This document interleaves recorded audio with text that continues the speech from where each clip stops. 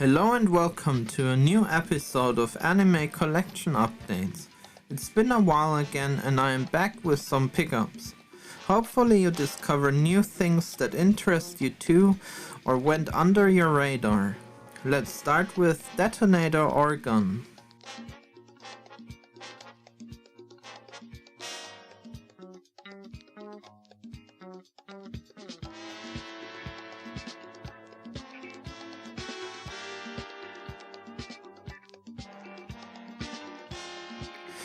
Tomoru, a student unsure what to do with his life and love for stuff from the past, encounters a strange creature in his dreams.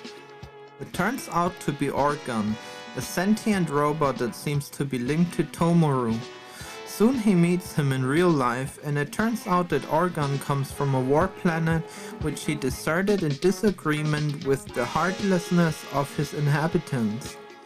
Soon those follow Orgun to Earth, and a battle for the freedom of our planet breaks loose.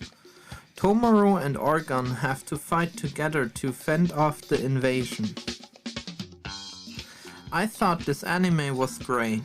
It had this feeling of mystery cause you ask yourself, who are those robot aliens? Where do they come from? And why is Orgun protecting Earth? All these questions get answered piece by piece, which makes great storytelling. If you haven't checked out the Starker Mecha anime, you should really give it a shot. On a side note, there was also a game released on the Sega Mega CD. Sword for Truth. This is the story of Shura Mosuke Sakaki, a master swordsman who likes to wander Japan in solitude and takes the occasional job. He wields the legendary blade Onimaru, which allows him to even slice a giant demon tiger in half. This time he is hired to save a princess from a group called the Seki Ninjas. He also gets aid from the thief/ninja Orin, a woman that helps him fight his foes. This anime gets unfairly treated by people who feel the constant need to compare it to Ninja Scroll, despite it being released 3 years before Ninja Scroll was even a thing. You can't compare every movie made to the best high-budget movie in the same genre. It's like comparing every fantasy movie to Lord of the Rings or every slasher movie to Halloween or Friday the 13th. In my opinion, this anime is good for what it was. I wish it would have more episodes since it feels like they wanted to continue, especially after a villain shows up that announces himself but then never shows up again. The art style looks good and the story kept me glued to the TV for its 1 hour duration. Also, I really enjoyed the gory dismemberments this anime has to offer. I say don't listen to the nonsensical comparisons and give that anime a go. If you keep an open mind and lower your expectations after watching similar movies, you might have a good time with this one. Madara. Madara is the child of the tyrannical king Miroku and was born with an enormous amount of chakra. But a servant of the king rescued him and raised him as a blacksmith in the distance without telling him much about his parentage. After an encounter with the demonic Moki, however, Madara's destiny is revealed, driving him on a mystical quest. His goal is to defeat his twin brother and then bring down his father to save the kingdom. Madara uses prosthetic limbs called gimmicks and a magical sword to do this. I must say it is surprising that I don't hear more people talk about this one. It's a really good looking, fun anime with a nice story.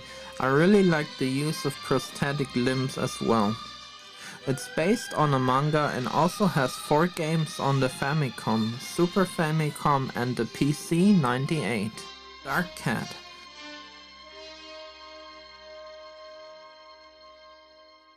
The brothers Hioi and Rioi can talk to spirits and help the souls of the deceased to find peace. They can transform into cats as well to disguise themselves. They are investigating the disappearance of people and the simultaneously appearing attacks of tentacled monsters occupying human bodies. This anime has a nice mysterious atmosphere and cool well-animated body horror segments. It's a nice watch for cat lovers or horror fans alike. It is based on the mangas by Naomi Kimura from 1988. Archie Veda. During an era where the gods ruled the universe under the leadership of the mighty Tentai, the evil general Taishakuten deceived and murdered Tentai to take over. He is extraordinarily cruel, and the people are terrified of him. Because Taishakuten has psychic powers, the people lack the strength to stand up to him. But the general also has worries. An old prophecy foretold that 6 stars will come and end his reign. Taishakuten sends his soldiers out to find them and stop them. But it is already too late, as 4 stars have already found each other. Yasha, Ryu, Ashura and Karuna. And they are already too strong to stop them. For the 4 of them, the protracted battle against Taishakuten begins. This anime is based on a manga by Clamp, which you can see probably on the art style. Unfortunately, this OVA only acts as an advertisement for said manga, since it takes place in the middle of the story and also ends too soon. I still thought it's worth having it in the collection, but be aware that you're not getting a full story with this one. It's good enough though to make me want to read the manga to see where the story goes. Mato Kitan Sankan. Let's have a look at the Spanish release of this anime that my friend Dave sent to me.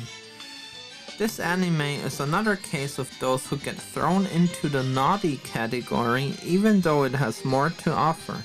I made a video about that last time, but it got age restricted, so it might have been not in your feed. Check it out on this channel if you want. So, Matoki Tan Sankan tells you a story about a Rayato, a demon hunter called Mitsurugi. He hunts down and seals demons with the help of his own demons that he keeps in some magical balls. Kinda like Pokemon, but the demons look like girls. He also encounters a magic knight named Garuard, who also is on the hunt, but he is more a fan of disposing of the demons rather than sealing them. The anime is drawn well and offers cool designs, gore and some comedy. It's a nice short watch to grow your horror-themed anime library. There's some erotic scenes in it that sometimes feel a bit forced in, and when it ends it seems like there were more episodes planned but not made, but overall I can recommend this nice unknown gem. Also thanks to Dave for sending it to me and making me aware of this title. Adventure Tina and Cool Devices. This is another DVD Dave sent. It contains 2 different anime, but Adventure Tina is definitely the better one and the reason it has to be in everyone's horror collection. Tina Owen is one of the infamous adventurers who search for planets suitable for colonization or terraforming. Fearless fighters and skilled pilots like her are desperately needed because Earth was tempted with toxic chemicals 300 years ago, and people need new places to settle. After destroying a planet on a mission because her fiery temper got the better of her once again, she is currently serving a 2,000-year prison sentence, but she is offered her freedom back if she successfully explores the planet Omega 13, from which no one has ever returned. It is definitely not an easy mission, but Tina has no choice but to accept the deal. She is accompanied by Akira Sato, a fellow adventurer down on his luck, and Frill, a half-alien orphan girl that Tina befriends. The anime offers cool space action featuring tentacle aliens. Despite having tentacles in it though, the naughty stuff is mild in comparison to Cool Devices, which is also on this DVD. I also really enjoyed the art style of this little flick. Cool Devices is also on this, as I have mentioned. I don't know much about the rest of the series, but this DVD contains the first episode. Cool Devices was a series of unrelated erotica produced by different studios. It's not entirely my cup of tea cause it doesn't offer that much story beyond characters doing the deed, and as I said before, I usually prefer horror, fantasy or sci-fi stuff, but if you look for pure erotica then this might be for you. Nonetheless, I am happy to have this DVD in my collection now cause Adventure Tina is just amazing and has been on my list ever since Dave showed it on his channel. The Wave of Rage.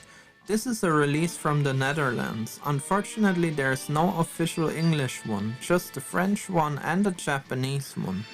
The original title is Sorito no Akuma. In the near future, Kurase, an employee of an underwater drilling company, is caught amid a major disaster while waiting for his ex-wife and daughter who were about to visit him. The biggest man-made object on the planet, an inhabited artificial island named Ocean Technopolis, is quickly destroyed by an unknown being. To rescue his child and her mother, Kurase will need to contact the Japanese submarine that was on a secret mission nearby. This anime has a thrilling story that really got me and my family glued to the seat. The suspense and the mystery are really well done, and the setting almost entirely underwater inside narrow U-boats was done perfectly. I can't believe this anime is not talked about more and has been kinda forgotten, but that's why I make these videos, to show you things you didn't know before and forgot.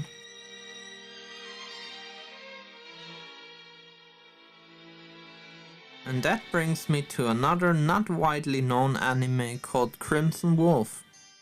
An archaeological expedition finds the mummified bodies of Genghis Khan and his army somewhere in Mongolia. Unaware that the location is cursed, the explorers wake up the former ruler of the Mongolian Empire. He warns the intruders that a large calamity will befall the world in 1000 years.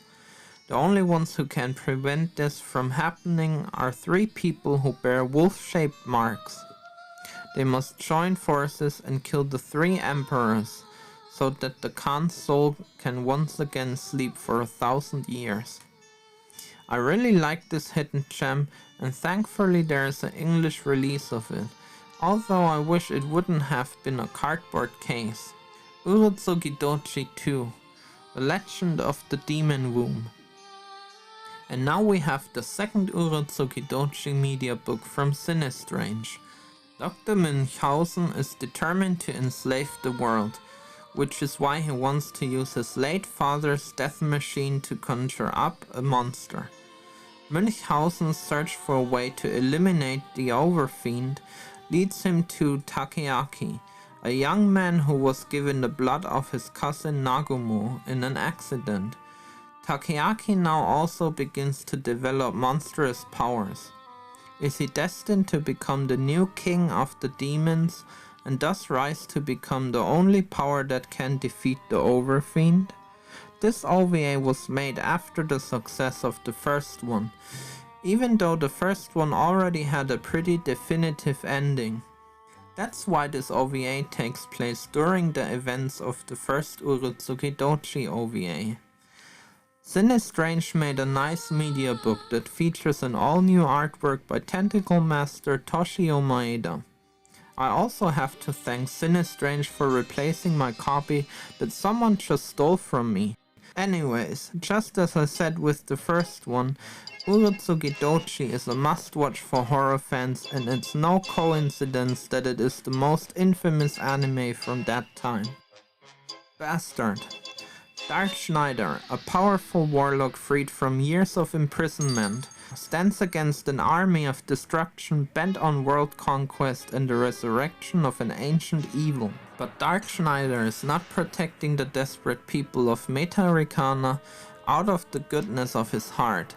After all, they were the ones who imprisoned him for leading the same army against their city the first time. However, he's not about to let his old army, his old generals and his ex-girlfriend show him up. Besides, his new girlfriend is counting on him. This anime is full of references to metal bands and musicians. It's a fun watch, and as a metal fan myself, it's cool to discover all the little Easter eggs in it. It is based on the manga by Kazushi Hagiwara and got this adaptation and a newer one in 2022. There was also a game on the Super Famicom. That's it for the new update video. I hope you found some things that you didn't know to watch and share. Thank you very much for watching, and bye.